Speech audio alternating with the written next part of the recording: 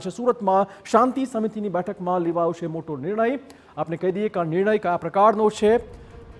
સુરતમાં જે નિર્ણય લેવાયો છે તે અંતર્ગત હવે શાંતિ સમિતિની બેઠક આજે મળી હતી। તેમાં સૌથી મોટો નિર્ણય આ વખતે ઈદે મિલાદુન્નબી કમિટીએ કરી છે એક મોટી જાહેરાત। આપણે કહી દઈએ કે આ જાહેરાતમાં 16મી સપ્ટેમ્બરે સુરતમાં નહીં કાઢવામાં આવે ઈદે મિલાદનું મુખ્ય જુલુસ।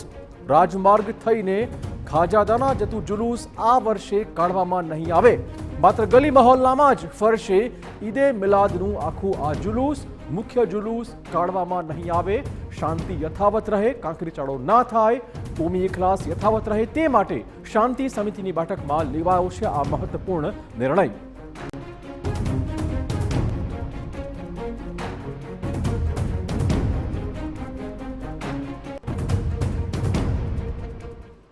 ઈદે મિલાદુન્નબી કમિટીના અને સીરતુન્નબી કમિટીના પ્રમુખ હોદ્દેદારો અહીંયા આવ્યા હતા અને એમણે એવી જાહેરાત કરી કે જે જુલુસ બળેકા ચકલા ઝાંપા બજારથી થઈને રાજમાર્ગથી થઈને ખાજા દાના સાહેબ જાય છે, એ જુલુસ એ લોકોએ માંડી વાળીને મોલ્લે મોલ્લે જુલુસો કરવાના, અને એમાં કોઈને કરવું હોય રાજમાર્ગ પર આવવા માટે તો એ આવી શકે, પણ નોર્મલ કોર્સમાં ઊનવાળા ઊનમાં કરશે, લિંબાયતવાળા લિંબાયતમાં કરશે, અને મોટા જે છે રફાઈ ગાદી ને એ લોકો એમ કહ્યું છે કે અમે આ જુલુસ અમારા મોહલ્લામાં વિસ્તારમાં જ કરવાના છીએ।